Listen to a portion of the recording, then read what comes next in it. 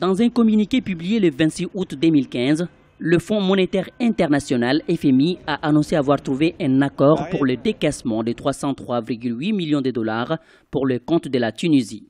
Objectif, contribuer à la stabilisation macroéconomique de ces pays.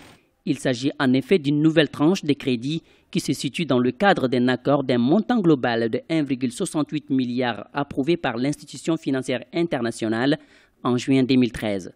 Pour les économistes, ces prêts servira aussi à relancer l'économie tunisienne. La Tunisie traverse une passe d'équilibre macroéconomique très difficile. Les recettes de l'État, soit par la fiscalité ou par les dividendes des entreprises publiques, sont en train de baisser. Donc, cette libération vient pour, comme l'annonce le communiqué, aider la Tunisie pendant cette période difficile. Le total des décaissements dans le cadre de cet accord atteint ainsi 1,15 milliard de dollars.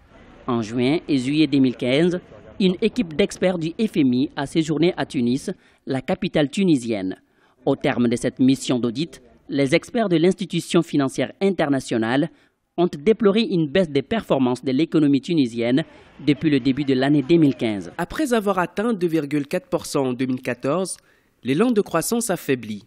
La croissance devrait chuter à 1% en 2015 en raison des répercussions des attentats tragiques du Bardo et de Sousse, ainsi que la persistance des tensions sociales dont témoignent les arrêts de travail et les grèves, qui ont fortement entamé les bienfaits engendrés par le regain de confiance associé à la fin de la transition politique, la baisse des cours mondiaux du pétrole et la reprise économique dans la zone euro.